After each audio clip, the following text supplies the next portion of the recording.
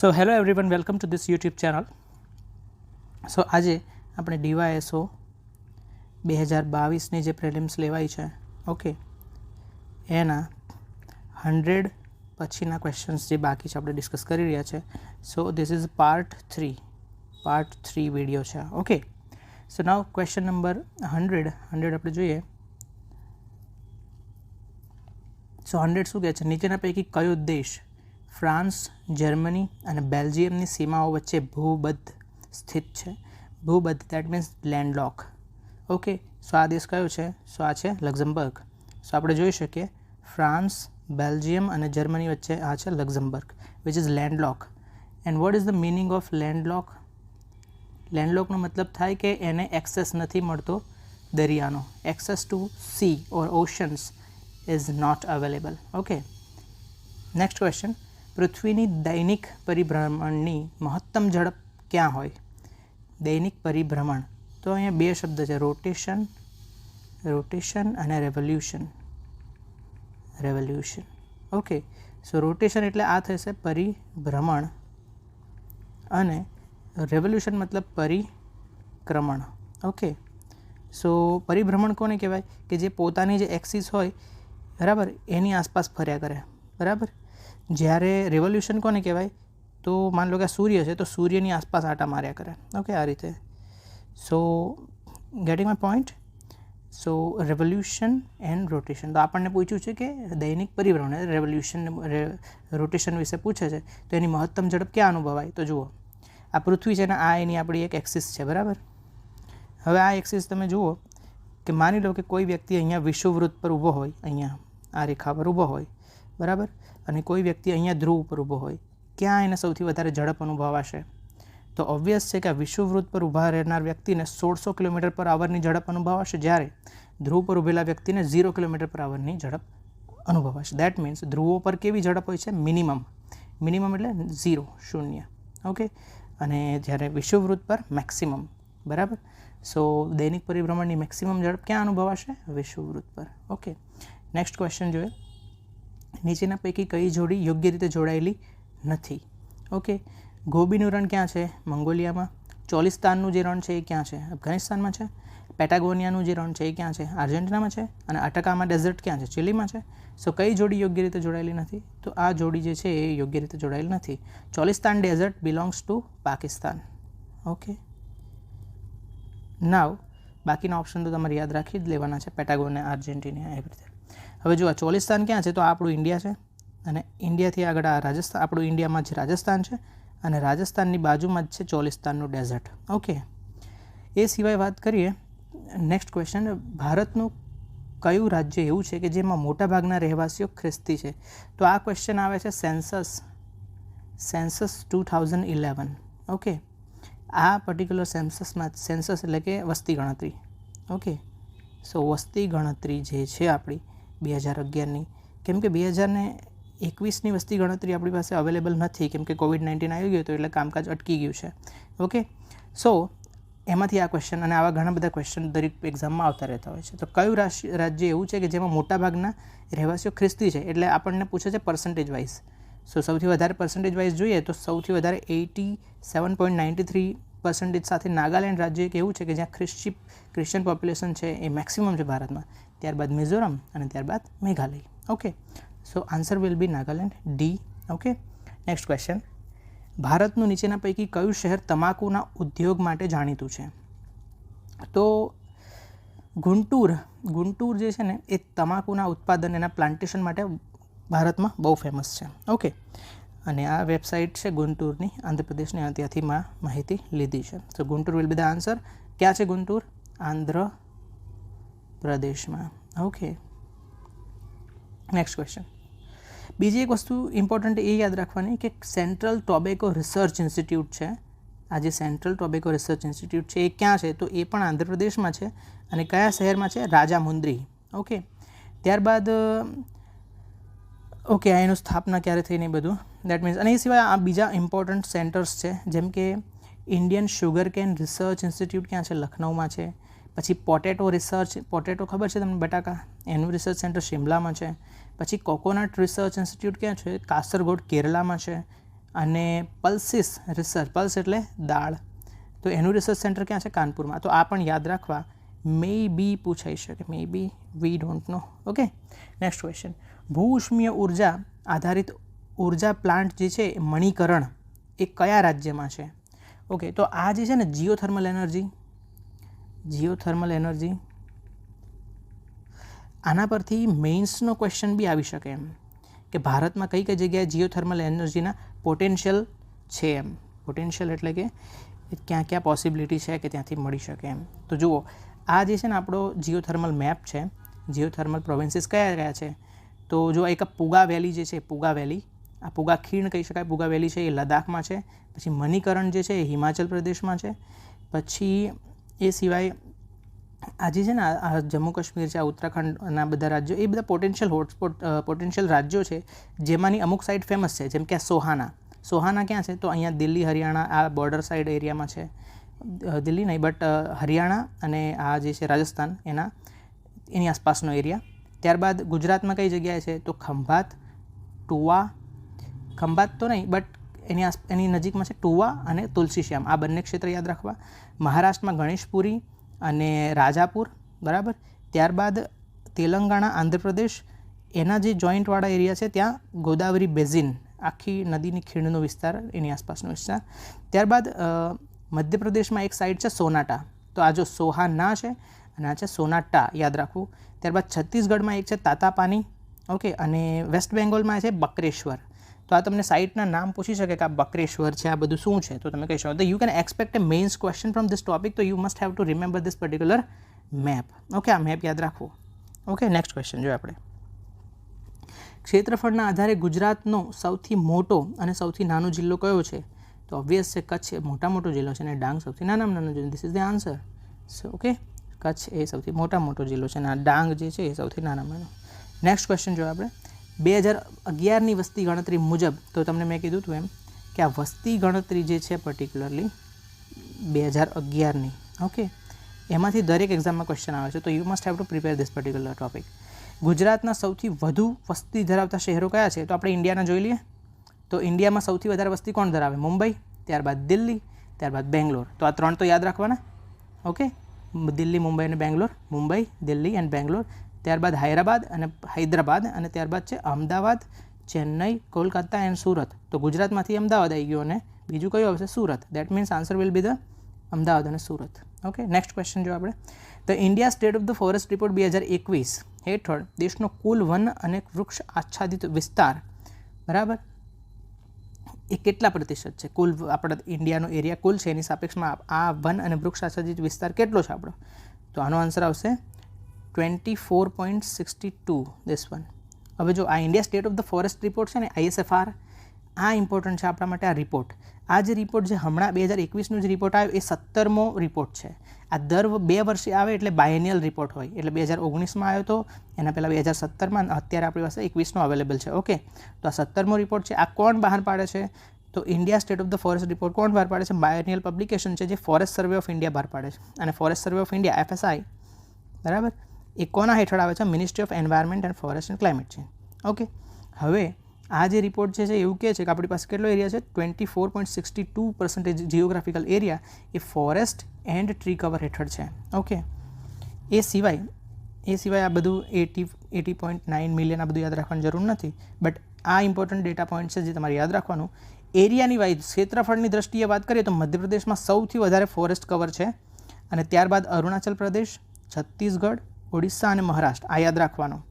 So MP, then Arunachal Pradesh, then Chhattisgarh and Odisha and Maharashtra. પછી પર્સન્ટેજની વાત કરીએ. ઓકે, સો પર્સન્ટેજના આધારે વાત કરીએ તો સૌથી વધારે એરિયામાં આવશે મિઝોરમ, એનો 84% એરિયા. ત્યારબાદ Arunachal Pradesh and Meghalaya and then Manipur, Nagaland. So પર્સન્ટેજની વાત કરીએ તો આપણી પાસે Mizoram, then Arunachal Pradesh, then MG, Meghalaya and so on, Manipur અને નાગાલેન્ડ. યાદ રાખવું. અને કઈ રીતના યાદ રાખશો તમે? હવે યાદ રાખવું તો ઇમ્પોર્ટન્ટ છે, but you must have to remember. કેવી રીતના યાદ રાખવું? તો કોઈ બી વ્યક્તિને તમારે આને કહી દેવા ડેટા, કોઈ બી નાનું બાળક આસપાસ મળે તો તમે એને કહી શકો કે આવી રીતનું છે. એને સમજાશે નહીં પણ તમે જરૂર યાદ રાખી શકશો. ચલો, ઇકોનોમિક સર્વે 2021-22 હેઠળ ભારતમાં કયું રાજ્ય છે એ મકાઈના ઉત્પાદનમાં અગ્રેસર રહ્યું હતું? તો ઓબ્વિયસલી ઇકોનોમિક સર્વેનો ડેટા છે, પણ એમાં પાક તો કેટલા બધા હોય, મકાઈ હોય, ઘઉં હોય, કેટલું બધું હોય, તો કેવી રીતના યાદ રાખવું, બરાબર ને? સો આપણને પૂછ્યું છે મેઇઝ, મકાઈ, અને મકાઈ છે 2021-22નો સર્વે, એમાં શું કયું રાજ્ય છે? કર્ણાટક. કર્ણાટક એ જે હાઈએસ્ટ પ્રોડક્શન કર્યું હતું કેનું? મકાઈનું. એવી જ રીતે ઘઉંમાં સૌથી વધારે ઉત્પાદન છે ને એ હરિયાણા કે પંજાબ નથી. કોણ છે? ઉત્તર પ્રદેશ છે. રાઈસના સૌથી વધારે ઉત્પાદનમાં વેસ્ટ બેંગોલ છે. અને કોર્સ સિરિયલ, કે જે આપણા કોર્સ સિરિયલ એટલે કે આપણે જેને કહીએ છીએ જેમ કે આ જવ, બાજરી અને એ બધી વસ્તુઓ છે ને એને ન્યુટ્રી સિરિયલ્સ બી કહેતા હોય છે. ઓકે, મિલેટ્સ કહેવાય છે ને, મિલેટ્સ. ઓકે, તો એમાં સૌથી વધારે ઉત્પાદન રાજસ્થાન છે. ઓકે, તો અહીંયા આપણો જવાબ શું આવશે?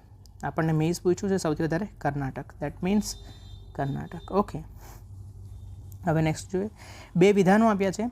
એક છે ને એ નિવેદન છે અને બીજું છે એ નિવેદનને સમજાવતું કારણ છે. હવે જોઈએ, પહેલું નિવેદન શું કહે છે? ભારતનું મહારાષ્ટ્ર રાજ્ય એ દેશમાં કપાસના ઉત્પાદનમાં અગ્રેસર રાજ્ય છે. તો આ તો આપણને ખબર જ છે કે મહારાષ્ટ્ર છે એમાં કપાસનું ઉત્પાદન સારું એવું થાય છે. જો તમે NCERT ક્લાસ 11ની વાંચી છે તો તમને ખબર હશે. ઓકે, ત્યારબાદ બીજું છે રાજ્યમાં મુખ્યત્વે, એટલે કે રાજ્ય એટલે કયું? મહારાષ્ટ્ર રાજ્યમાં મુખ્યત્વે કાળી જમીન વ્યાપક પ્રમાણમાં હોવાથી ત્યાં કપાસનું ઉત્પાદન વધારે થાય છે. એનું કારણ આવું આપ્યું છે. તો શું આ પણ સાચું છે? હા, આ પણ સાચું છે. સો એ અને આર બંને સાચા છે અને આર એટલે કે રીઝન એનું સાચું સ્પષ્ટીકરણ આપે છે. That means A will be the answer. હવે જુઓ, સૌથી વધારે મિનિસ્ટ્રી ઓફ એગ્રીકલ્ચરનો ડેટા છે, એમાં સ્ટેટ વાઇઝ સૌથી વધારે કોટનનું પ્રોડક્શન તો ગુજરાત કરે છે, બટ બીજા નંબર પર મહારાષ્ટ્ર. તો લીડિંગ સ્ટેટ તો કહેવાય ને, બરાબર ને? Not the largest producer but the leading state, one of the leading state. Okay, અને જુઓ અહીંયા જમીન જોઈએ તો આ બ્લેક સોઇલ જે છે ને એ આ લાઇન વાળું બ્લેક સોઇલ છે. તો એવી બ્લેક સોઇલ ક્યાં છે? આપણે ગુજરાતમાં છે, ઘણી બધી ગુજરાતમાં છે, અને મહારાષ્ટ્રમાં તો ઘણી બધી બ્લેક સોઇલ છે. Okay, that means black soil ત્યાં વધારે છે. તો આ શું કે મુખ્યત્વે કાળી જમીન અને કપાસનો ઉત્પાદન. ધેટ મીન્સ ખતમ. ઓકે, એ સિવાય આ બધી સોઇલનો મેપ યાદ રાખવો જરૂરી. નેક્સ્ટ ક્વેશ્ચન, ગુજરાત રાજ્ય મુખ્યત્વે કયા પ્રકારની જમીન જોવા મળે? કયા પ્રકારની જમીન? તો આ મેપ યાદ હોય તો આપણે જોઈએ. જુઓ, ગુજરાતમાં મુખ્યત્વે 2 પ્રકારની જમીન જોવા મળે. એક તો આ ટપકાવાળી, આ કઈ છે? એલ્યુવિયલ. એલ્યુવિયલ મતલબ કે કાંપની જમીન. ઓકે, જે આ ટપકાવાળી જમીન જે છે એ આપણી કાંપની જમીન છે ગુજરાતમાં, બરાબર ને? અને ત્યારબાદ આ લાઇનવાળી જે છે એ બ્લેક સોઇલ છે. આ બધી બ્લેક સોઇલ છે. ઓકે, તો હવે તમે જુઓ કયો એરિયા વધારે લાગે છે? તો ઓબ્વિયસ છે કાંપની જમીનનો એરિયા વધારે છે. કાંપની જમીન, જેને ઇંગ્લિશમાં કહીશું આપણે એલ્યુવિયલ સોઇલ. ઓકે, તો આન્સર વિલ બી ધ કાંપની જમીન, એલ્યુવિયલ સોઇલ. કઈ જમીન મુખ્યત્વે, મતલબ મેક્સિમમ તો નહીં કીધું, મેજરલી કઈ જોવા મળે છે એમ. સો 112મો ક્વેશ્ચન, આને સ્ટાર છે. દેટ મીન્સ આને GPSCએ કેન્સલ કર્યો છે. કેમ કેન્સલ કર્યો છે આપણે જોઈએ તો યસ, આને કેન્સલ કેમ કરી દીધો? કેમ કે આપણને એવું પૂછ્યું છે કે કયું વિધાન સાચું નથી. એણે 4 વિધાન આપ્યા અને આપણને એવું પૂછ્યું કે કયું સાચું નથી. તો જો અટલ ટનલ વિશે પૂછ્યું છે, તો એની કુલ લંબાઈ 8.5 કિલોમીટર છે અને ઊંચાઈ આની છે 3000 મીટરથી વધુ છે અને લદ્દાખમાં હિમાલયની પીર પંજાલ રેન્જમાં છે અને લેહ મનાલી ધોરીમાર્ગ ઉપર આવે છે. તો જો આમાંથી આ સ્ટેટમેન્ટ સાચું છે, આ પણ સાચું છે અને આ પણ સાચું છે, બટ ખોટું છે માત્ર પહેલું. ઓકે, સો પહેલું ખોટું છે અને આપણને કયું પૂછ્યું છે કયું સાચું નથી? તો પહેલું સાચું નથી. તો માત્ર એક, એવો કોઈ ઓપ્શન જ સેટ નથી કર્યો આ લોકોએ. તો અગેન આ એક પ્રકારની ટાઈપિંગ એરર કહી શકાય ને. ઓકે, રાઈટ ઓપ્શન સિલેક્ટ નથી કર્યો તો ટાઈપિંગ એરર થઈ ફરીથી.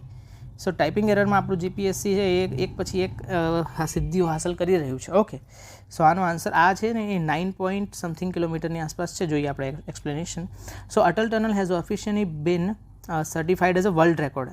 શેનો? The world's longest highway tunnel about 10,000 feet. હવે 10,000 ફીટ એટલે 3000 કિલોમીટરની આસપાસ થઈ ગયું, 3000 મીટરની આસપાસ થઈ ગયું. ઓકે, અને આ છે 9.02 કિલોમીટર લાંબી, બરાબર, કે જે રોહતાંગ પાસની કનેક્ટ કરે છે ક્યાંક લેહ મનાલી હાઈવે પર. ઓકે, અને પીર પંજાલ રેન્જ પણ છે. સાચી વાત છે, બટ એને ઓપ્શન સેટ કરવામાં ભૂલ થઈ, ટાઈપિંગ એરર કરી દીધી. ઓકે, તો ધેટ મીન્સ કેન્સલ કરી દીધું. હવે નેક્સ્ટ ક્વેશ્ચન, નીચેના પૈકી કયા દેશે વર્ષ 2021માં સૌથી વધારે ક્રૂડ સ્ટીલ એટલે કે કાચું સ્ટીલ સૌથી વધારે પ્રોડ્યુસ કર્યું? કયું રાજ્ય, કયો દેશ? હવે આ કેમ ક્વેશ્ચન પૂછ્યો આપણને? ઓકે, આ ક્વેશ્ચન એટલા માટે પૂછે છે કેમ કે જાન્યુઆરી મહિનામાં એવી ન્યૂઝ નીકળીને આવે છે કે ઇન્ડિયા જે છે ને એ ક્રૂડ સ્ટીલના ઉત્પાદનમાં વિશ્વમાં સેકન્ડ નંબર પર આવે છે, એમ એવી ન્યૂઝ આવે છે.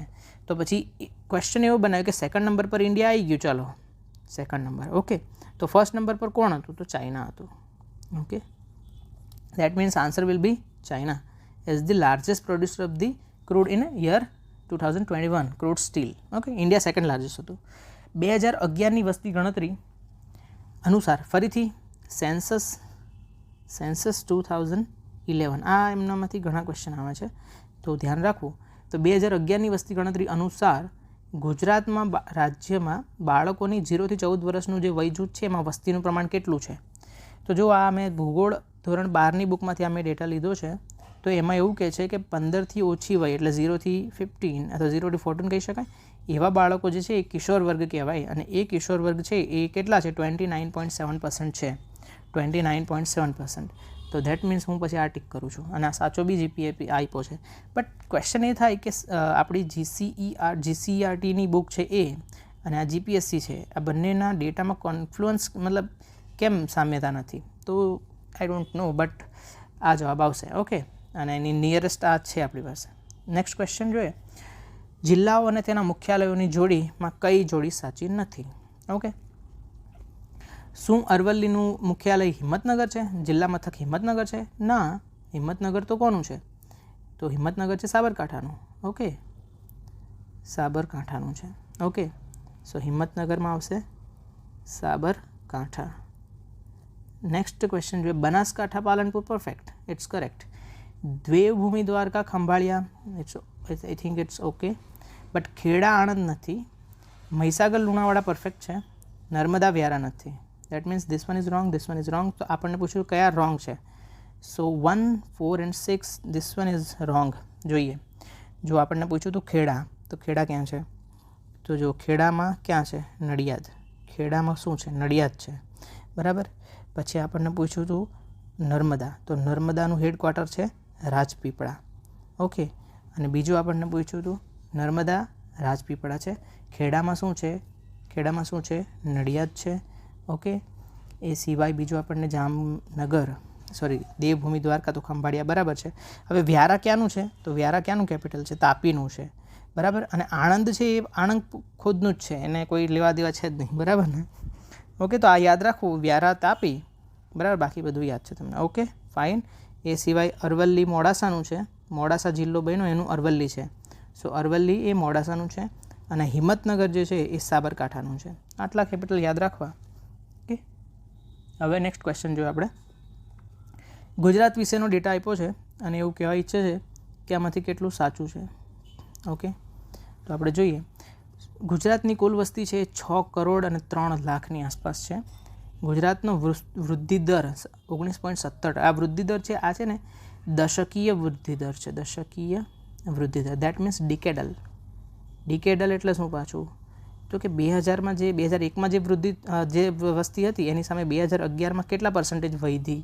10 વર્ષે વધે છે એ પ્રમાણે. ક્ષેત્રફળ 1,94,000 સ્ક્વેર કિલોમીટર. વસ્તી ગીચતા 308. જેન્ડર રેશિયો છે 918. સાક્ષરતા છે 79.31. પુરુષ સાક્ષરતા 87.23 અને સ્ત્રી સાક્ષરતા 70.73.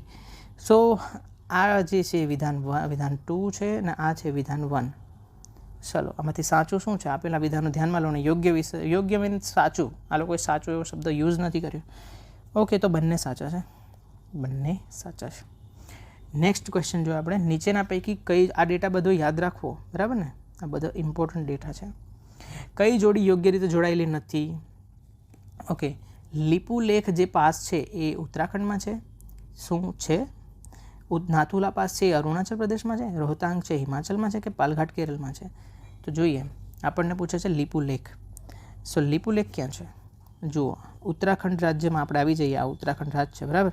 તો એમાં આ જે પાસ છે ને કે જે આ નેપાળ જોડે કનેક્ટ થાય છે, નેપાળની નજીકમાં છે, આ લીપુલેખ છે એ લીપુલેખ ક્યાં છે? ઉત્તરાખંડમાં છે. ઓકે, તો લીપુલેખ છે ઉત્તરાખંડમાં છે તો કરેક્ટ છે. પછી નાથુલા. સો આ સિક્કિમ રાજ્ય છે, બરાબર. સિક્કિમ રાજ્યમાં આપણને નાથુલા જોવા મળશે. So Nathula is in Sikkim, not in Arunachal Pradesh. પછી રોહતાંગ પાસ જે છે આ છે રોહતાંગ પાસ કે જે હિમાચલ પ્રદેશ, આ હિમાચલ રાજ્ય છે આખું. ઓકે, તો આ કરેક્ટ છે. પછી પાલઘાટ કેરળમાં છે. ઓકે, આ જે પર્ટિક્યુલર પાલઘાટ છે આપણો કેરળમાં છે. That means this is also correct. Okay, તો કયું આપણને સાચું નથી આપ્યું? તો નાથુલા ક્યાં છે? એકચ્યુઅલી સિક્કિમમાં છે. ઓકે, આ બીજી વસ્તુ એ કે આ જે લીપુ લેક જે છે ને એનો વિસ્તાર અને એક છે લિમ્પિયા ધુરા. આ પર્ટિક્યુલર બે વિસ્તારો જે છે ને એ નેપાળે પોતાના મેપમાં દર્શાવી દીધા હતા અને બહુ મોટો વિવાદ થયો હતો. ઓકે, એટલા માટે તમને આ બી ખબર હોવી જોઈએ કે લિમ્પિયા ધુરા અને નેપાળ આ બંને ઉત્તરાખંડવાળી ટેરિટરી જે છે એ ક્યાં બતાવી દીધી હતી? નેપાળે બતાવી દીધી એના મેપમાં. ઓકે, ચીનની વાદે લાગીને. ઓકે, બાકીના બધા 5 જે તમે યાદ રાખી શકો છો, યાદ રહે એટલા રાખવા, બાકી બહુ ટેન્શન લેવું નહીં. બાકી આ નાથુલા તો ફેમસ છે જ. આ મેં તમને લીપુ લેકની સ્ટોરી કહી દીધી કે નેપાળે અવળચંડાઈ કરી હતી એ. રોહતાંગ ફેમસ છે. પછી આ સિપકિલા યાદ રાખી શકો. એ સિવાય બાકીના બધા યાદ રહે તો ઠીક, બાકી કેટલું યાદ રાખવું એ બી સવાલ છે. ઓકે, એ સિવાય આ થાલઘાટ અને ભોરઘાટ છે એ બંને મહારાષ્ટ્રમાં છે. ઓકે, તો યાદ રહેશે જ. પાલઘાટ છે એ આપણે એમાં છે કેરળમાં. હવે નેક્સ્ટ ક્વેશ્ચન, નીચેના પૈકી કઈ નદી રાજસ્થાનમાં ઉદ્ભવે અને કચ્છના રણમાં જાય છે, ઉત્તર પૂર્વમાં જાય છે? તો કઈ નદી છે? તો જો અમે 11મા ધોરણની NCERT જે છે એ ફિઝિકલ એન્વાયરમેન્ટની એમાંથી લીધું છે. તો જે લુણી નદી છે ને એ રાજસ્થાનની લાર્જેસ્ટ રિવર સિસ્ટમ છે અને ઓરિજિનેટ થાય છે પુષ્કરમાં, બરાબર. અને એની 2 બ્રાન્ચ પડતી હોય છે, સરસ્વતી અને સાબરમતી, અને બંને જોડાઈ જશે ગોવિંદગઢમાં. અને પછી આ નદી છે એ અરવલ્લીના માંથી બહાર આવી જાય છે જેને લુણી કહેવાય છે, અને પછી આ જશે કચ્છ, રણ ઓફ કચ્છમાં જશે. ઓકે, અને આખી જે રિવર સિસ્ટમ છે એ એફિમેરલ છે. એફિમેરલ દેટ મીન્સ કે જો 2 પ્રકારની રિવર સિસ્ટમ હોય, એક હોય પેરેનિયલ અને એક હોય એફિમેરલ. એટલે શું? પેરેનિયલ મતલબ 12માસી અને એફિમેરલ મતલબ કે અમુક સમયે વરસાદ પડે ત્યારે દેખાય, બાકી ના દેખાય, બરાબર. આવું છે એની સ્ટાન્ડર્ડ ડેફિનેશન આ છે. સો આપણને પૂછ્યું છે કઈ નદી રાજસ્થાનમાં ઉદ્ભવે છે અને કચ્છના રણમાં જાય છે? તો દેટ મીન્સ લુણી. ઓકે, હલ્દિયા એ શેનું કેન્દ્ર છે? હલ્દિયા ક્યાં છે? કોલકાતામાં છે. ઓકે, હલ્દિયા પોર્ટ પણ છે. પોર્ટ તો ખબર છે તમને, પોર્ટ બંદર છે. શેના માટે ફેમસ છે? સો હલ્દિયા પોર્ટ આ 11મા ધોરણની NCERTમાંથી 12મા ધોરણની હ્યુમન જિયોગ્રાફીમાંથી લીધું છે. અહીંથી human geography of class 12 NCERT, class 12 NCERT. Okay, બુકનો મેં ફોટો નથી લગાવ્યો, but you must have to understand this particular. Okay, Haldia જે છે ને એ કોલકાતાથી થોડું નીચે, આ જે કોલકાતા છે એનાથી થોડું 105 કિલોમીટર નીચે હલ્દિયા જે છે, બરાબર. અને આ જે છે ને એ કેમ બનાવવામાં આવ્યું? તો કે જે કોલકાતામાં પોર્ટમાં જે કન્જેશન થાય છે ને એને રિડ્યુસ કરવા માટે. ઓકે, અને અહીંયા સૌથી વધારે શું હેન્ડલિંગ કરવામાં આવે છે? આયરન ઓર, કોલ, પેટ્રોલિયમ પ્રોડક્ટ અને ફર્ટિલાઇઝર. સો આપણો આન્સર આવશે અહીંયા પેટ્રો રસાયણ ઉદ્યોગો કે જેનું મુખ્ય કેન્દ્ર છે. ઓકે, એ સિવાય આ જે પર્ટિક્યુલર મેપ આપ્યો છે ને, આ જે પર્ટિક્યુલર મેપ છે એ શેનો મેપ છે? તો કે ઇન્ડિયામાં પોર્ટ્સ છે એમાં જે આ કેસરી કલરવાળા જે છે ને એ મેજર પોર્ટ્સ છે. તો આ બધા મેજર પોર્ટ્સ તમને ખબર હોવી જોઈએ. ઓકે, જેમ કે આ કંડલા છે, મુંબઈવાળું JNPT, Mormugao, New Mangalore port trust, Kochi, Tuticorin, Chennai, Vizag એટલે વિશાખાપટ્ટનમ, પારાદીપ, હલ્દિયા અને કોલકાતાવાળું જે છે ને એને શ્યામા પ્રસાદ મુખર્જી અને કંડલાવાળાને દીનદયાલ ઉપાધ્યાય એવું નામ આપવામાં આવેલું છે. અને જવાહરલાલ નહેરુ પોર્ટ એ ક્યાં છે તમને ખબર હોવી જોઈએ. મોર્મુગાંવ આ ગોવામાં છે. ન્યૂ મેંગ્લોરવાળું એને ન્યૂ મેંગ્લોર પોર્ટ ટ્રસ્ટ છે કર્ણાટક. ઓકે, તો આ 12 છે આવા. 13મું જે બનવાની વાત હતી મુંબઈમાં વાધવાન, બરાબર, પણ એની અપડેટ તમે જોઈ લેજો આઈ થિંક. સો ટોટલ આપણી પાસે 12 મેજર પોર્ટ છે અને 13મું બનવાની પ્રપોઝલ આવી ગઈ હતી અને એનું કામકાજ ચાલુ છે. ઓકે, હવે નેક્સ્ટ ક્વેશ્ચનમાં જોઈએ. ભારતમાં સ્થપાયેલ સૌપ્રથમ રાષ્ટ્રીય ઉદ્યાન મતલબ શું? રાષ્ટ્રીય ઉદ્યાન એટલે શું? National park. સૌથી પહેલો નેશનલ પાર્ક ભારતમાં કયો હતો? સૌપ્રથમ કયો હતો? તો જીમ કોર્બેટ નેશનલ પાર્ક. આ જે જીમ કોર્બેટ નેશનલ પાર્ક છે એ 1936માં બન્યો હતો અને એ વખતે એનું નામ હતું હેલી નેશનલ પાર્ક. ત્યારબાદ એનું નામ બદલીને જીમ કોર્બેટ કરી દેવામાં આવ્યું. કે જે ઉત્તરાખંડ રાજ્યમાં છે? તો આન્સર આવશે જીમ કોર્બેટ. ઓકે, હવે નેક્સ્ટ ક્વેશ્ચન જોઈએ. ભારતમાં સૌથી જૂની ઓઇલ રિફાઇનરી ક્યાં છે? સૌથી જૂની ઓઇલ રિફાઇનરી ક્યાં છે? તો દિગ્બોય રિફાઇનરી જે છે એ 1901માં બની હતી. ક્યાં? આસામમાં. અને આ જે ઓઇલ રિફાઇનરી હતી એ ફર્સ્ટ ઓઇલ રિફાઇનરી બની હતી ઇન્ડિયામાં, બરાબર. અને એવું કહી શકાય કે આ સમગ્ર it stands as the first and the oldest oil રિફાઇનરીની પૂરા એશિયા કોન્ટિનેન્ટની સૌથી પહેલી બી કહી શકાય. સો દિગ્બોય ક્યાં છે? આસામ. ઓકે, 1901. યર યાદ ના રહેતો it's okay, no issue. Next question જોઈએ આપણે. દિગ્બોય ક્યાં છે? આર્યું છેક આસામ જે રાજ્ય છે એમાં છેક સૌથી છેલ્લે. Okay, so Digboi is known as the oil city of Assam. આસામનું ઓઇલ સિટી કહેવાય છે. ફર્સ્ટ ઓઇલનો જે વેલ જે કૂવો છે ને એશિયામાં અહીંયા ખોદાયો હતો અને ફર્સ્ટ રિફાઇનરી સ્ટાર્ટ થઈ હતી 1901માં દિગ્બોય. ઓકે, ફેઝેન્ડા ફાર્મ આ શું છે? તો જુઓ, કોફીના જે બગીચા જે છે અથવા કોફીના જે મેદાનો ખેતરો છે મોટા મોટા એને ફેઝેન્ડા કહેવાય, કે જે બ્રાઝિલમાં જે છે. ઓકે, બ્રાઝિલ જે છે ને એ કોફીનું સૌથી વધારે એક્સપોર્ટ કરે છે અને એટલા માટે coffee port of the world કહેવાય છે. હવે જો આ જે ધોરણ 12ની હ્યુમન જિયોગ્રાફીની બુક છે એમાં તમને અહીંયા જોવા મળી જશે કે કોફી ફેઝેન્ડા જે લાર્જ પ્લાન્ટેશન છે ઇન બ્રાઝિલ, બરાબર.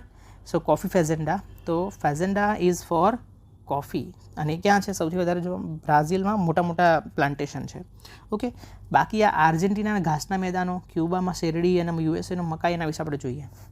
ઓકે, આર્જેન્ટિના છે આપણું. આર્જેન્ટિનામાં જે મોટા ઘાસના મેદાનો જોવા મળે ને એને પેમ્પાસ કહેવાય છે, યાદ રહેશે. ઓકે, આ એક ડિટેલ થઈ.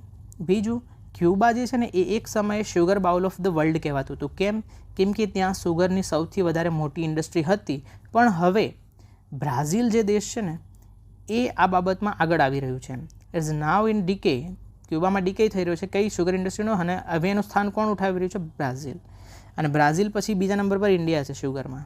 ઓકે, આટલું યાદ રહેશે ને. બીજું કે જે અમુક વિશ્વના સૌથી વધારે ફેમસ જે ગ્રાસલેન્ડ છે, ઘાસના મેદાનો છે, તમને ખબર હોવા જોઈએ.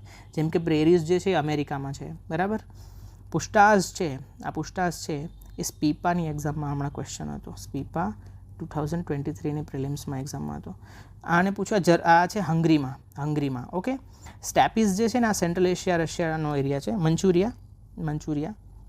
મંચુરિયા ક્યાંનો છે? ચાઇના અને મંગોલિયાવાળો. લાનોસ ક્યાં છે? તો આ વેનેઝુએલાની આસપાસનો વિસ્તાર. કેમ્પોસ ક્યાં છે?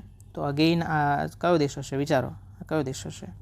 ત્યારબાદ આ કયો દેશ હશે? ઓકે, વેલ્ડ ક્યાં છે? સાઉથ આફ્રિકામાં. Okay, African savanna, Australian savanna. અને ડાઉન્સ બી યાદ રાખો ક્યાં છે. હવે બીજી એક વસ્તુ તમને એક ક્વેશ્ચન થવો જોઈએ કે એક આવે છે સ્ટેપીઝ અને બીજો એક શબ્દ હોય છે સવાના.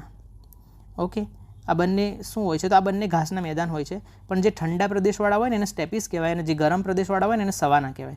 તો ઇન્ડિયાના ઘાસના મેદાનો, આફ્રિકામાં આ બાજુના બધાને છે ને સ્ટેપીઝ કહેવાય, બરાબર ને. સવાના કહેવાશે. જ્યારે ઉપર જે છે ને એ સ્ટેપીઝ કહેવાશે. ઓકે, તો આને યાદ રાખવું તમારે. નળ સરોવર પક્ષી અભયારણ્ય ક્યાં છે? કયા જિલ્લામાં છે? તો આ નળ સરોવર પક્ષી અભયારણ્ય જે છે ને એ છે ને એક રામસર સાઇટ છે. It is Ramsar site. Okay, અને ગુજરાતમાં આવી રામસર સાઇટ કેટલી છે? તો 4 છે, બરાબર. 4 યાદ રાખવાની. Khijadiya wild life sanctuary, Nal Sarovar bird sanctuary, Thol lake wildlife sanctuary અને વાઢવાણ. આ વાધવાન કે આનું વઢવાણ એ કોઈ તમે ખબર હોય તો કહી શકો છો કમેન્ટ બોક્સમાં. ઓકે, સૌથી જૂની કઈ હતી? તો આ નળ સરોવર 2012માં બની હતી અને 2021માં પછી 3 બની છે, બરાબર ને. આ 3. ઓકે, આ ગુજરાતની શું છે? આ બધી રામસર વેટલેન્ડ્સ છે, બરાબર ને. રામસર શું છે એ તમે એન્વાયરમેન્ટમાં અભ્યાસ કરજો. ઓકે,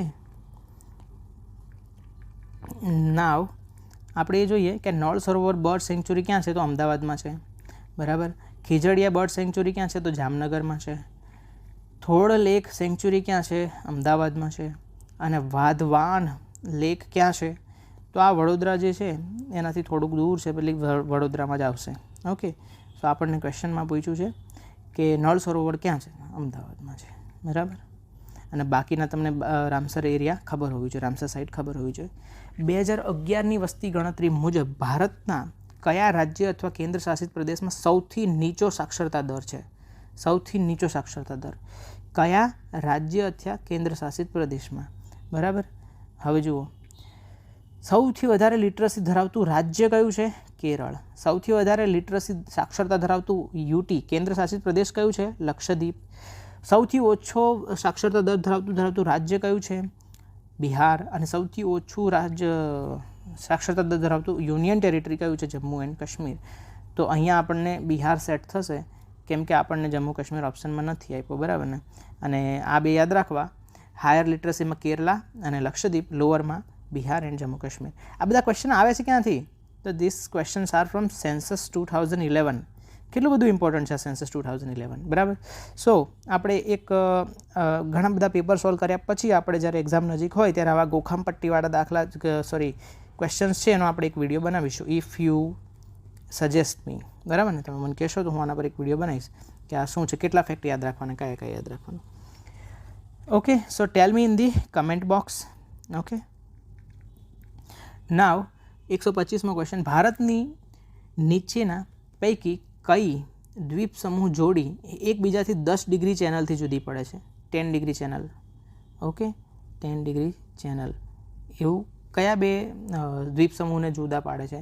તો આનો જવાબ હશે અંદમાન એન્ડ નિકોબાર. જુઓ, અંદમાન જે છે ને એ આટલું અંદમાન, બરાબર, અને આ અંદમાનને નિકોબારથી અલગ પાડે છે 10 ડિગ્રી ચેનલ. યાદ રહેશે ને? ઓકે, ત્યારબાદ 8 ડિગ્રી ચેનલ જોઈએ આપણે. તો 8 ડિગ્રી ચેનલ છે ને એ ભારતને, કોને? ભારતને માલદીવ્સથી અલગ પાડે છે. અને સ્પેસિફિક વાત કરીએ તો ભારતમાં બી લક્ષદ્વીપનો મિનિકોય ટાપુ જે છે ને એ માલદીવથી જુદો પડે. બટ 8 ડિગ્રી ચેનલ એ કોને જુદું જુદું પાડશે? ભારત અને માલદીવ્સને. 9 ડિગ્રી ચેનલ જે છે એ કોને જુદું પાડશે? તો લક્ષદ્વીપ આઇલેન્ડના અંદર મિનિકોય આઇલેન્ડ અને એ સિવાય બાકીના લક્ષદ્વીપના આઇલેન્ડ જે જેટલા બી છે ને એ બધાને મિનિકોય, અને બેઝિકલી આ ભારતની વાત ચાલે છે. ઓકે, તો ભારતમાં જે લક્ષદ્વીપના ઘણા બધા ટાપુઓ છે ને એમાં એક આ મોટું જૂથ જે એ અને આ મિનિકોય, આ બંનેને અલગ પાડે છે 9 ડિગ્રી. ઓકે, 8 ડિગ્રી છે ભારત અને માલદીવ્સ, 10 ડિગ્રી જે છે એ Andaman and Nicobar. Duncan pass એટલું બધું મને ઇમ્પોર્ટન્ટ નથી લાગતું, but you can still remember. હવે સૌથી વધારે ઇમ્પોર્ટન્ટ વસ્તુ એ કે જે લક્ષદ્વીપ જે આપણું કેન્દ્ર શાસિત પ્રદેશ છે એનું કેપિટલ શું છે? તો કવરત્તી. ઓકે, આ યાદ રાખવાનું. બીજું કે લક્ષદ્વીપ જે આપણું કેન્દ્ર શાસિત પ્રદેશ છે એમાં સૌથી મોટો આઇલેન્ડ કયો છે? લાર્જેસ્ટ આઇલેન્ડ તો એન્ડ્રોટ. આ બે ફેક્ટ યાદ રાખવાના, પૂછાય એવા છે. ક્યુરી કન્સોલિડેશન. નેક્સ્ટ ક્વેશ્ચન આપણે જોઈ રહ્યા છીએ 126મો. Consolidation of university research for innovation and excellence in women universities બાબતે વિધાનો ધ્યાનમાં લો.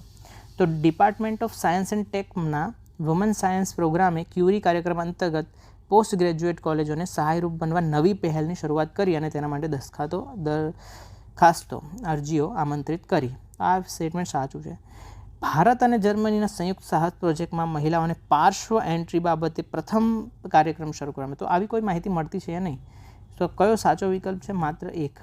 જોઈએ આપણે તો વિજ્ઞાન અને ટેકનોલોજી મંત્રાલય જે છે આપણું, એના હેઠળ વિજ્ઞાન અને ટેકનોલોજી ડિપાર્ટમેન્ટ છે, એમાં આ ક્યુરી ઇનિશિયેટિવ ચલાવવામાં આવે છે કે જે મહિલાઓ માટે આર્ટિફિશિયલ ઇન્ટેલિજન્ટને એ બધી બાબતોને કરે છે. જે આ તમે મેન્સમાં યાદ રહે, મેન્સમાં આ તમે લખી શકો યાદ રહે તો કે મહિલાઓ બાબતમાં કંઈક કર્યું છે આપણે સરકારે કંઈ, તો ઘણી બધી સ્કીમ્સ છે મહિલાઓ બાબતની. ઓકે, યાદ રાખી શકાય.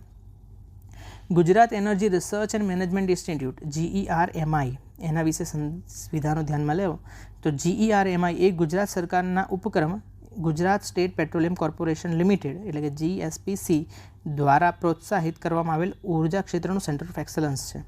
આ સ્ટેટમેન્ટ સાચું છે. અને GERMI એ ભારતમાં ગુજરાતની રાજધાની ગાંધીનગર ખાતે સ્થિત છે.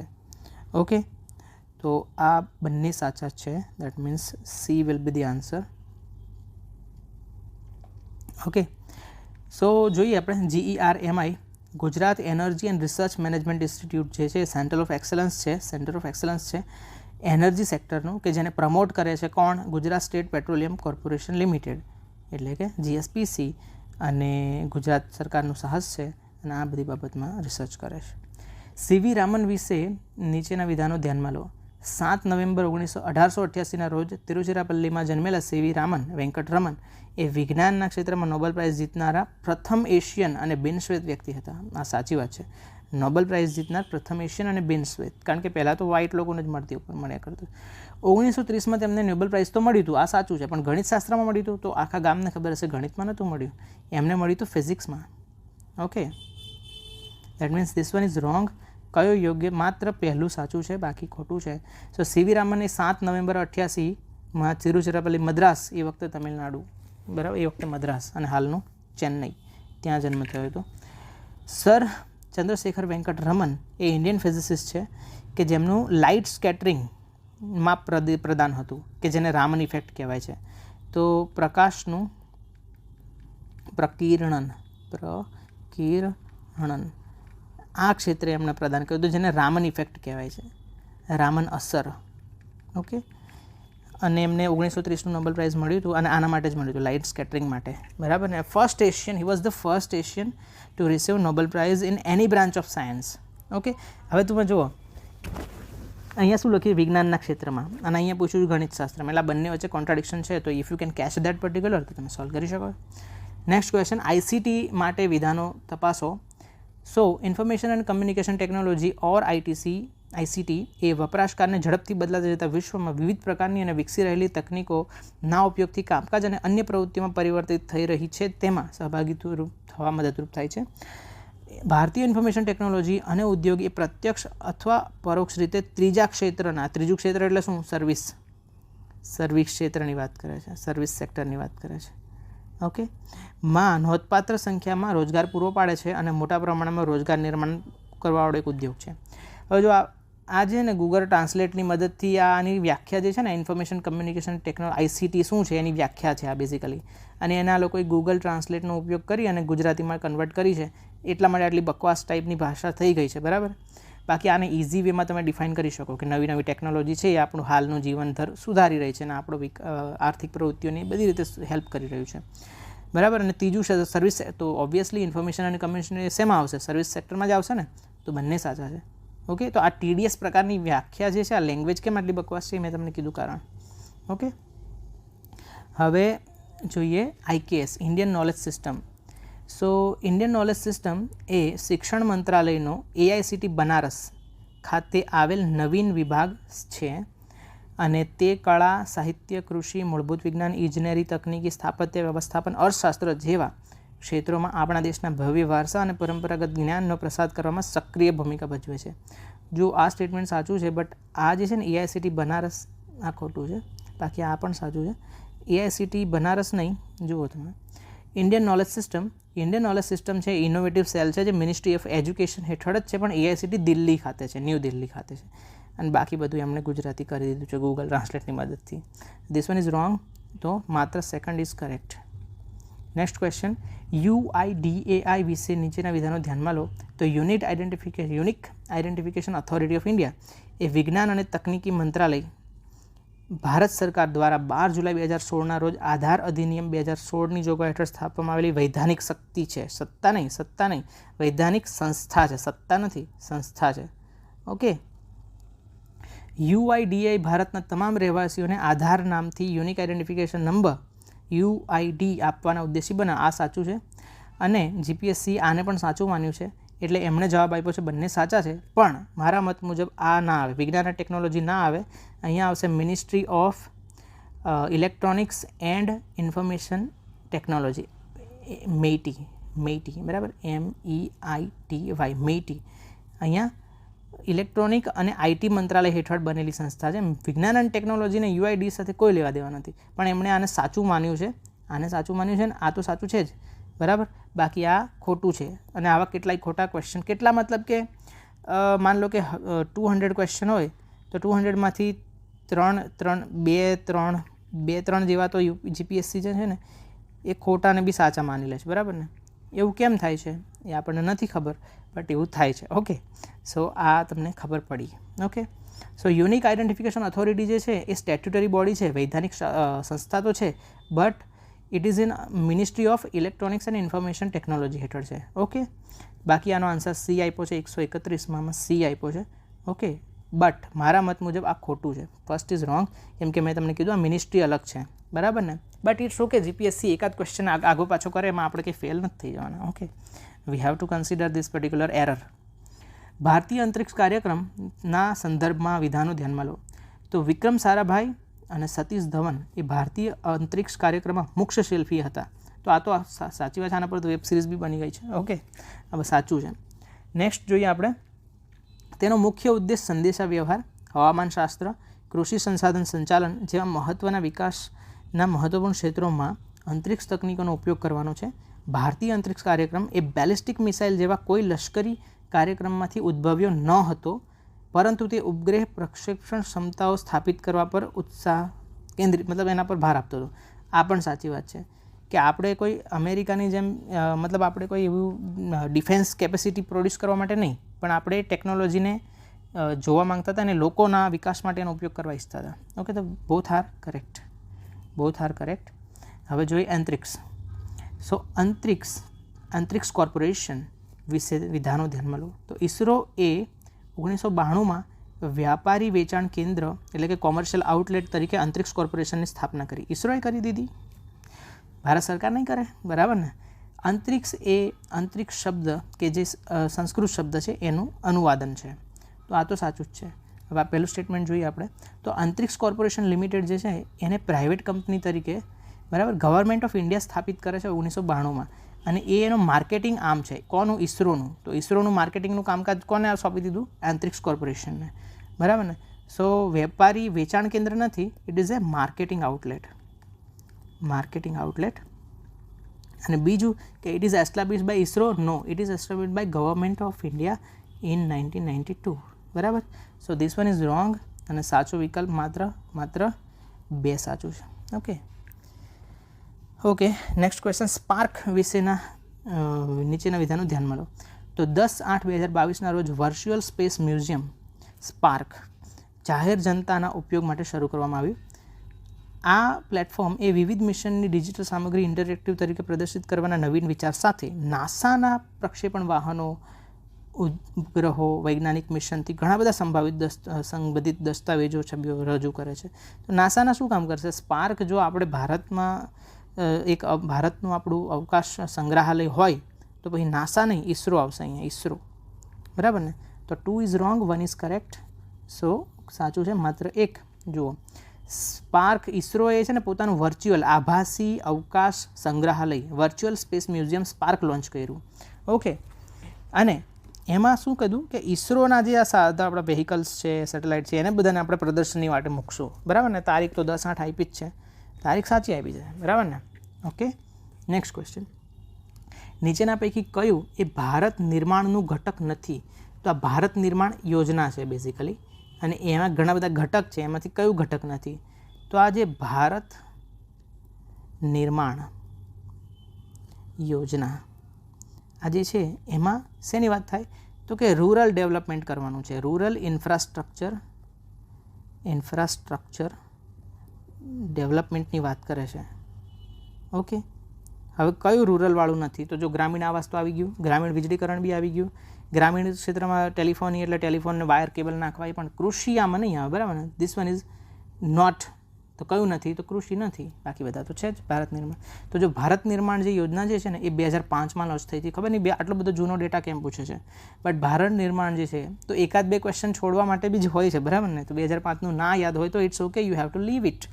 સો 2005માં બેટર લાઈફ પ્રોવાઈડ કરવાની કોને? રૂરલ એરિયામાં, અને એના માટે રૂરલ ઇન્ફ્રાસ્ટ્રક્ચર ઊભું કરવાનું, બરાબર ને. એને બનાવી દીધું ભારત નિર્માણ યોજના. આ યોજનામાં શું કરશે કે 6 કમ્પોનન્ટ છે આમાં. શું? બિજલી, પાણી, સડક, ત્યાં ઇરિગેશન, સિંચાઈ, ટેલિકમ્યુનિકેશન અને હાઉસિંગ. ઓકે, કૃષિની ક્યાં વાત આવે છે આમાં? નથી આવતી. ઓકે, દેટ મીન્સ કૃષિ is not the part of this particular scheme. Okay, હવે નેક્સ્ટ ક્વેશ્ચન જોઈએ આપણે. સરકાર જ્યારે તેના નાગરિકોને ઉત્પાદનના ખર્ચ કરતાં ઓછા દરે વસ્તુ અથવા સેવા પૂરી પાડે તો પછી જે તફાવતની રકમ છે એ કોણ નિભાવે છે? ફોર એક્ઝામ્પલ, આપણે ત્યાં યુરિયા ફર્ટિલાઇઝર છે, બરાબર ને, ફર્ટિલાઇઝર છે. હવે એ માની લો કે 1500 રૂપિયાએ પ્રોડ્યુસ થતું હોય અને ખેડૂતને આપણે 1000 રૂપિયામાં આપી દીધું, બરાબર. તો 500 રૂપિયાનું જે ડિફરન્સ જે છે, આ કાલ્પનિક એક્ઝામ્પલ છે, બરાબર ને. યુરિયાની પ્રાઇસ મને નથી ખબર એક્ઝેક્ટલી. તો આ 500 રૂપિયા છે એ ક્યાંથી આવશે? તો આ 500 રૂપિયા જે છે ને એ પછી એ જે તે કંપની હોય ને યુરિયા ખાતર બનાવતી કંપની, બરાબર, એને પ્રોવાઈડ કરશે સરકાર પૂરો, બરાબર. અને સરકાર પાસે પૈસા ક્યાંથી લાવશે સરકાર? તો એ જે છે ને એ લોકોના ટેક્સના રૂપિયા હોય, લોકોના ટેક્સના રૂપિયા, બરાબર, એમાંથી ટેક્સના રૂપિયામાંથી આ સરકાર એ છે એ કંપનીને પ્રોવાઈડ કરી દે, બરાબર. એથી કરીને ખેડૂતને પછી સસ્તામાં પડે.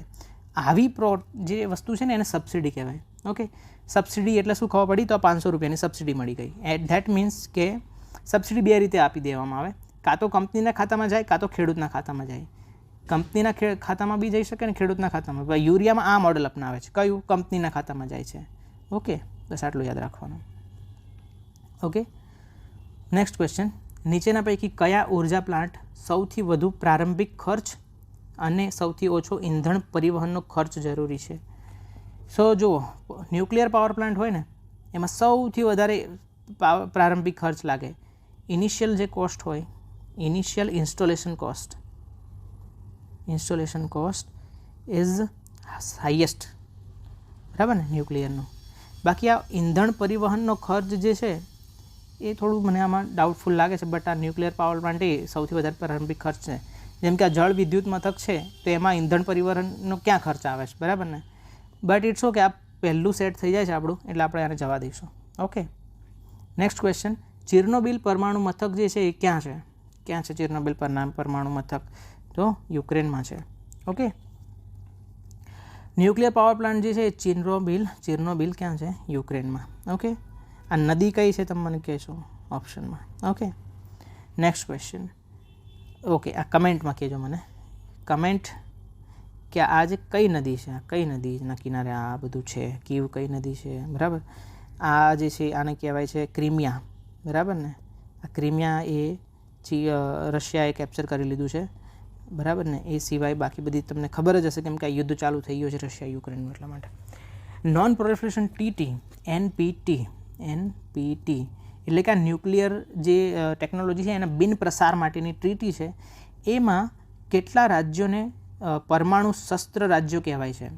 કે મતલબ એમને ઓફિશિયલી છે ને એવું માની લેવામાં આવ્યું છે કે આ પરમાણુ શક્તિવાળું રાજ્ય છે. તો આવા કેટલા દેશો છે? 5 દેશ છે, બરાબર ને. સો NPT એ 5 દેશોને માને છે કે એઓ ઓફિશિયલી પરમાણુ શસ્ત્ર ધરાવે છે અને પરમાણુ શસ્ત્ર રાજ્ય છે. એ સિવાય બાકીના બધા છે એ ગેરકાયદેસર છે એમ. તો એવા 5 દેશો છે એને P5 કહેવાય છે, કે જેમાં આવશે USA, બરાબર, ફ્રાન્સ, રશિયા, પછી UK, ચાઇના. તો 5 થઈ ગયા. 1 2 3 4 5. જુઓ, 5 છે જે NPT હેઠળ ન્યુક્લિયર વેપન સ્ટેટ કહેવાય છે. ચાઇના, ફ્રાન્સ, સોવિયત યુનિયન એટલે કે રશિયા, પછી યુનાઇટેડ કિંગડમ એટલે UK, બરાબર, અને USA, બરાબર ને. આટલું યાદ રાખવું. ભારતનું સૌપ્રથમ આણ્વિક ઉર્જા મથક ન્યુક્લિયર પાવર પ્લાન્ટ પ્રથમ India's first nuclear power plant કયો હતો? તો જુઓ, આ પાવર પ્લાન્ટની લિસ્ટ છે કે જે અત્યારે ઓપરેશનલ છે, મતલબ જે અત્યારે સક્રિય છે. અમુક ઘણા બધા પાવર પ્લાન્ટ છે ને બની રહ્યા છે, અંડર કન્સ્ટ્રક્શન છે. એટલે ક્યાંય તમને બહુ લાંબી લિસ્ટ મળી જાય ને તો બહુ ગભરાવાનું નહીં. અત્યારે માત્ર ઓપરેશનલ આટલા જ છે, એટલે આટલા યાદ રાખવાના. કાકરાપાર જે છે આપણું ગુજરાતમાં છે, બરાબર ને, 93માં બન્યું હતું, બરાબર. પછી કલ્પક્કમ જે છે ને એ ચેન્નઈ એટલે તમિલનાડુમાં છે. ઓકે, 84માં બન્યું હતું. નરોરા જે છે એ યુપીમાં છે, 91. કૈગા છે એ કર્ણાટકમાં છે. કૈગા કર્ણાટક, બરાબર ને. રાજસ્થાનમાં કયું છે? તો કે રાજસ્થાનનું તારાપુર ક્યાં છે? તો 69માં બન્યું હતું મહારાષ્ટ્રમાં. અને કુદનકુલમ ક્યાં છે? તમિલનાડુ. તો સૌથી પહેલું કયું બન્યું હતું? તારાપુર. 69માં જ બની ગયું હતું. Okay, so Tarapur will be the first, અને એ 1969માં બન્યું હતું. કયા રાજ્યમાં છે? મહારાષ્ટ્ર. તો બાકીના સ્ટેટ યાદ રાખવા. ઓકે, જોડોમાં પૂછી શકે કદાચ. ભારતમાં વરસાદ ખાલી જગ્યા સાથે સંકળાયેલ નથી. તો જો ઇન્ડિયન મોન્સૂન જે છે ને, ભારતમાં જે વરસાદ જે છે ને એ 3 રીતે પડે છે. 3 રીતે, મતલબ 3 ઘટનાઓ સાથે સંબંધ ધરાવે છે. પહેલું કન્વેક્શન એટલે કે શું? ઉષ્ણતાયન. બીજું છે સાયક્લોન એટલે શું? ચક્રવાત. અને ત્રીજું છે ઓરોગ્રાફી એટલે કે પર્વત સાથે સંબંધિત છે. આ પ્રતિચક્રવાત આપણે ત્યાં નથી જોવા મળતું, બરાબર. તો આપણને પૂછ્યું કયું નથી જોવા મળતું, તો આપણને આ નથી જોવા મળતું, બરાબર ને. બાકી બધું જોવા મળે જ છે આપણને. તો આ 3 જે છે ને એ તમે વાંચજો 11th સ્ટાન્ડર્ડની NCERT, તો તમને વધારે ખબર પડશે, બરાબર ને. અહીંયા સમજાવીશ તો 10-15 મિનિટ જશે, એટલે વિડીયો લાંબો વધારે થઈ જશે. Okay. So types of rainfall એ આપણા ત્યાં કેટલા ટાઈપમાં છે? કન્વેક્શનલ છે, ઓરોગ્રાફિક છે અથવા રિલીફવાળું, અને સાયક્લોનિક અથવા ફ્રન્ટલ. તો આના નામ બી યાદ રાખવા, બરાબર ને. જુઓ, કન્વેક્શનલ જે છે, પછી ઓરોગ્રાફિક છે ને એ પર્વત સાથે સંકળાયેલું, રિલીફવાળું બી કહેવાય, સાયક્લોનિક ને ફ્રન્ટલ બી કહેવાય છે. ઓકે. નેક્સ્ટ ક્વેશ્ચન જોઈએ. રાષ્ટ્રીય આપત્તિ વ્યવસ્થાપન પ્રાધિકરણ એટલે કે national disaster management authority NDMA, આ જે સંસ્થા છે એ કયા મંત્રાલય હેઠળ આવે છે? ઓકે. તો આપણે જોઈએ કે 2005માં એક એક્ટ આવે છે, ડિઝાસ્ટર મેનેજમેન્ટ એક્ટ, બરાબર ને. ડિઝાસ્ટર મેનેજમેન્ટ એક્ટ 2005માં. આ જે છે ને એ ભારતમાં એક સંસ્થા બનાવે છે, નેશનલ ડિઝાસ્ટર મેનેજમેન્ટ ઓથોરિટી, કે જેના હેડ કોણ હોય છે? Prime minister. એવી રીતના દરેક રાજ્યમાં બનશે state disaster management authority SDMA, કે જેના પ્રમુખ કોણ હોય, અધ્યક્ષ કોણ હોય, હેડેડ કોણ હોય? Chief minister. ઓકે. તો આ કયા મિનિસ્ટ્રી હેઠળ આવશે? તો આ હોમ મિનિસ્ટ્રી હેઠળ આવશે. ઓકે. આ સંસ્થાનું કામ શું છે? તો કે ક્યાંય બી ભૂકંપ આવે, પૂર આવે, ભૂસ્ખલન થઈ જાય, બરાબર, હિમપ્રપાત આવે, તો આવી બધી ઘટનાઓમાં બચાવ કામગીરી કરવાનું આ કામ કરે છે national disaster management authority. Basically એના રિલેટેડ લોઝ ને એ બધા પ્રોવિઝનનું ધ્યાન રાખે. આ એવી રીતે આની એક સંસ્થા ફોર્સ છે, નેશનલ ડિઝાસ્ટર મેનેજમેન્ટ એક્ટ છે 2005, એના હેઠળ બને છે. એટલે આ કેવું સંસ્થા કહેવાય? સ્ટેટ્યુટરી બોડી કહેવાશે, સ્ટેટ્યુટરી બોડી. ઓકે. સ્ટેટ્યુટરી બોડી. ઓકે. સો આ છે ને તમારો એક સબ્જેક્ટ છે GPSCમાં, ડિઝાસ્ટર મેનેજમેન્ટ. તો એમાં આ પર્ટિક્યુલર બોડી જે છે એ તમારે અભ્યાસ કરવાની થાય. ઓકે. નેક્સ્ટ ક્વેશ્ચન જોઈએ આપણે. બાકી આ નેશનલ ડિઝાસ્ટર મેનેજમેન્ટ ઓથોરિટીનો કોણ હેડ કરશે? પ્રાઇમ મિનિસ્ટર, અને સ્ટેટ લેવલ પર ચીફ મિનિસ્ટર. Next question. પર્યાવરણ મંત્રાલયે હરિયાળી મહોત્સવનું આયોજન કર્યું 2022નું, ક્યાં કર્યું? તો જુઓ, કઈ તારીખનું કરંટ અફેર છે? પહેલાં તો જુલાઈ મહિનાનું છે. તમારી એક્ઝામ 10મા મહિનામાં હતી, 10th ઓક્ટોબરમાં હતી. તમારી એક્ઝામની ડેટ કઈ છે? 16/10/2022.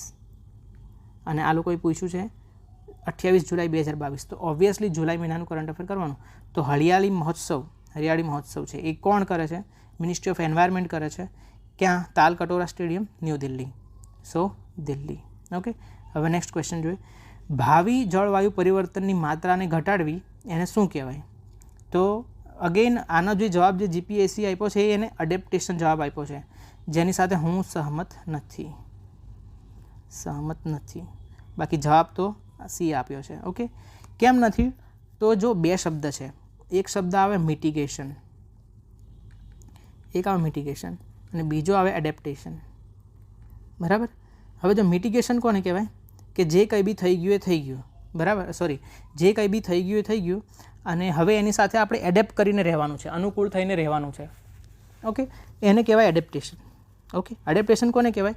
કે જે નુકસાન થઈ ગયું, જે ટેમ્પરેચર વધી ગયું, જે ભૂકંપ આવી ગયું, બરાબર ને. જે થયું થઈ ગયું એને સ્વીકારી લેવાનું, અને હવે એ પરિસ્થિતિને અનુકૂળ એવા પગલાં લેવાના કે જેથી આપણે જીવન પસાર કરી શકીએ, આપણે જીવી શકીએ, બરાબર ને. જેમ કે જમીન પર પાણીનું લેવલ વધી ગયું અને અમુક વિસ્તારો ડૂબી ગયા. ઓકે.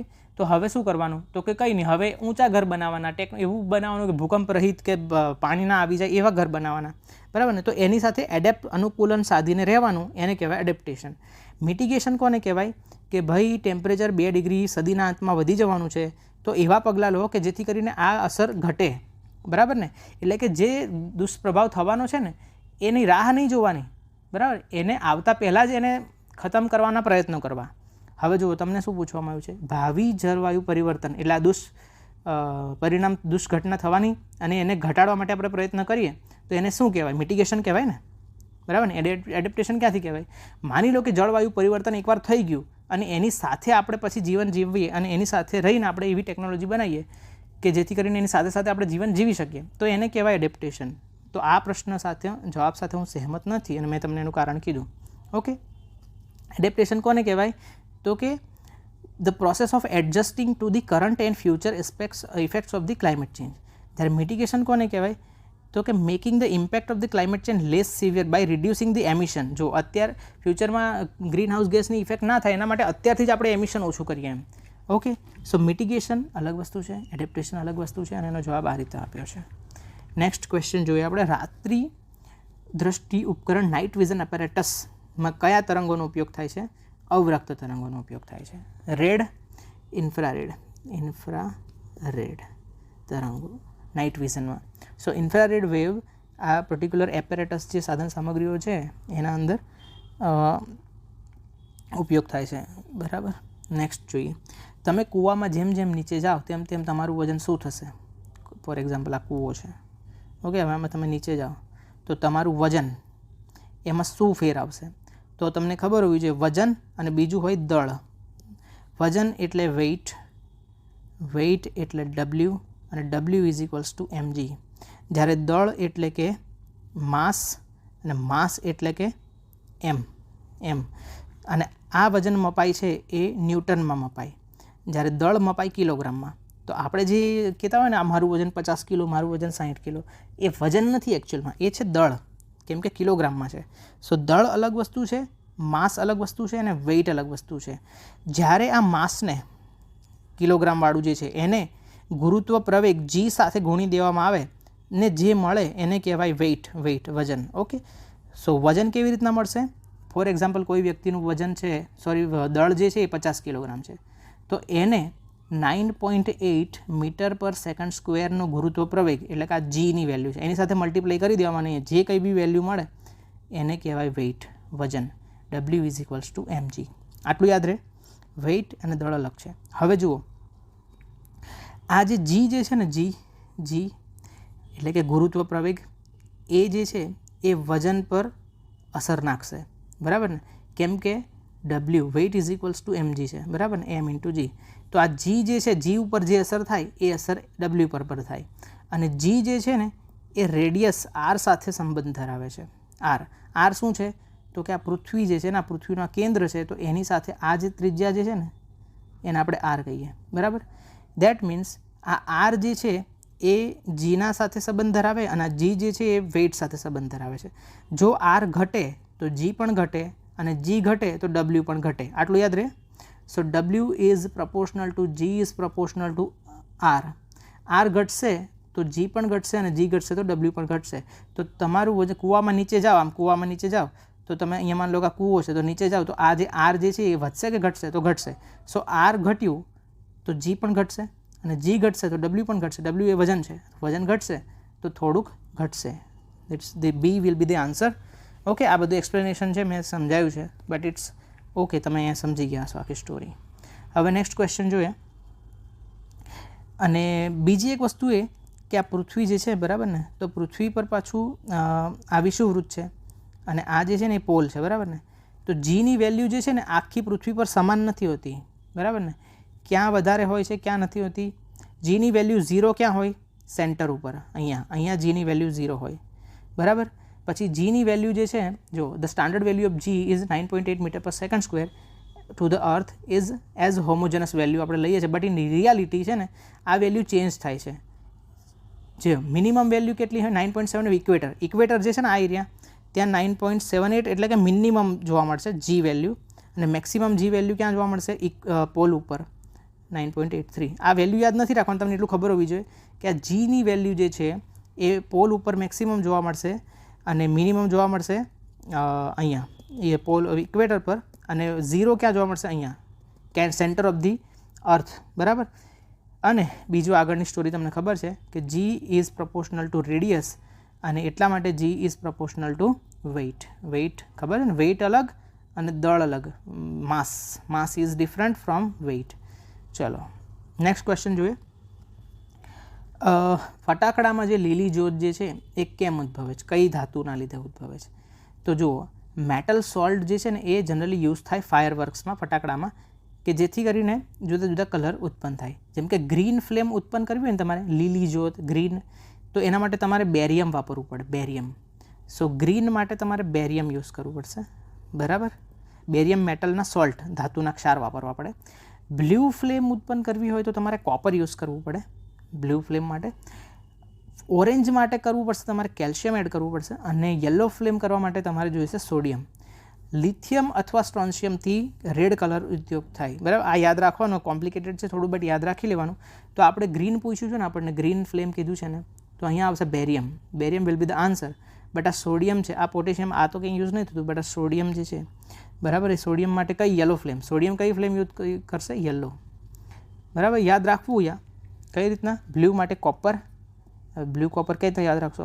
ઓરેન્જ માટે કેલ્શિયમ, સોડિયમનું તો યલો યાદ રખાઈ દીધું છે મેં તમને, બરાબર ને. તો કમસે કમ એક તો યાદ રાખો, બરાબર ને. Lithium strontium red colour. Next question જો આપણે, કારખાનામાં સલામતી માટે ઉપયોગમાં લેવામાં આવતી એરબેગમાં કઈ વસ્તુ હોય છે, મતલબ કયો ગેસ હોય છે અથવા શું હોય છે, તો એ છે સોડિયમ એઝાઇડ. સોડિયમ એઝાઇડ. હવે જો આ કેમ સોડિયમ એઝાઇડ ભરવામાં આવે છે, તો NaN3 આ છે ને સોડિયમ એઝાઇડનું સૂત્ર છે. હવે જ્યારે આ સોડિયમ એરબેગ જ્યારે ખુલી જાય ને, ત્યારે તરત જ પર્ટિક્યુલર આ જે છે ને આનું આ સંયોજન છે એ તૂટી અને નાઇટ્રોજનનો ગેસ બનાવી દે છે. નાઇટ્રોજનનો ગેસ બનાવે છે. અને તમને ખબર છે નાઇટ્રોજન ગેસ છે એ નિષ્ક્રિય હોય છે. નિષ્ક્રિય એટલે કોઈ પણ જાતની કેમિકલ પ્રોસેસ કરે નહીં, અને નિષ્ક્રિય હોવો જરૂરી છે, તો જ માણસ ત્યાં સેફ રહે ને. બાકી કેમિકલ પ્રોસેસ કરી દે એવો ગેસ હોય તો ચાલે નહીં. તો sodium azide nitrogen gas produce કરશે એ રીતે. ઓકે, તો sodium azide is known as the chemical found in the automobile airbag. અને ઇલેક્ટ્રિક ચાર્જ ટ્રિગર થશે ક્યારે, ઇમ્પેક્ટ થશે ત્યારે, જ્યારે વ્હીકલ તમારું ભટકાશે. તો ભાઈ સોડિયમ એઝાઇડ જે છે ને એ ફૂટશે, એક્સપ્લોડ થશે અને કન્વર્ટ થઈ જશે નાઇટ્રોજન ગેસમાં એરબેગથી, અને જે નથી આગળનું. હવે પેન્સિલમાં નેક્સ્ટ ક્વેશ્ચન જો આપણે, પેન્સિલમાં શેનો ઉપયોગ થાય છે, તો ગ્રેફાઇટનો ઉપયોગ થાય છે. ઓકે, બીજું 2015માં નેક્સ્ટ ક્વેશ્ચન આપણે જોઈએ, અને આજના વિડીયોનો this is the last question of this video. Okay, અને એના પછી પાર્ટ 4માં આપણે આ પેપર કન્ક્લુડ કરીશું. 2015માં લાગુ કરવામાં આવેલ પ્રધાનમંત્રી આવાસ યોજના શહેરીની મુદત તાજેતરમાં લંબાવવામાં આવી છે, તો ક્યાં સુધી લંબાવી દીધી? તો જુઓ, કરંટ અફેર કયા, ઓગસ્ટ મહિનાનું કરંટ અફેર છે. તમારી એક્ઝામ હતી 16/10/2022, અને આ કરંટ અફેર ઓગસ્ટ મહિનાનું. અને ત્યારે ઓગસ્ટ મહિનામાં સરકાર શું જાહેર કરે છે કે 31 ડિસેમ્બર 2024 સુધી અમે પ્રધાનમંત્રી આવાસ યોજના અર્બન એને અમે એક્સટેન્ડ કરીએ છીએ. ક્યાં સુધી? 31 ડિસેમ્બર 2024 સુધી. તો 31 ડિસેમ્બર 2024 સુધી એક્સટેન્ડ કરીએ છીએ એવી જાહેરાત કરી ગવર્મેન્ટે. ક્યારે જાહેરાત કરી? ઓગસ્ટ મહિનામાં. તો ઓગસ્ટ મહિનાનું કરંટ અફેર ઇમ્પોર્ટન્ટ છે, યાદ રાખવું. ઓકે, એના પહેલાં જૂન જુલાઈનું બી જરૂરી, અને સપ્ટેમ્બરનું ફર્સ્ટ વીક ઓનલી, બરાબર ને. સો this is the news from PIB. But PIB વાંચવા નથી બેસવાનું તમારે, બરાબર ને. તમારે કોઈ બી ગુજરાતનું કોઈ બી મેગેઝિન ઉઠાવી લેવાનું છે, કારણ કે એ મેગેઝિનવાળા છે એ PIBનો ડેટા જ લેતા હશે, બરાબર ને. So any magazine of Gujarat will be sufficient. Okay, so this is the part 3 કે જ્યાં આપણે 150 સુધી ક્વેશ્ચન કમ્પ્લીટ કર્યા છે. ઓકે, નેક્સ્ટ પાર્ટમાં આપણે મેથ્સ જોઈશું, CSET જેને કહીશું આપણે મેથ્સ, અને પછી આપણે પેપર કમ્પ્લીટ કરીશું. પછી આપણે મેઇન્સ માટે બી જોઈશું, મેઇન્સના અંદર ક્વેશ્ચન જોઈશું. Okay, so this is the end of this particular video. Thanks for joining, and please consider the subscription of the subscription એટલે કોઈ ફીસ નથી આપવાની. you have to just એક બટન હોય છે સબસ્ક્રાઇબનું, એ તમે જોઈ લેજો, બરાબર ને. Subscribe. Okay, so thanks for watching this video, and also promote this video if you like. Okay, thank you so much.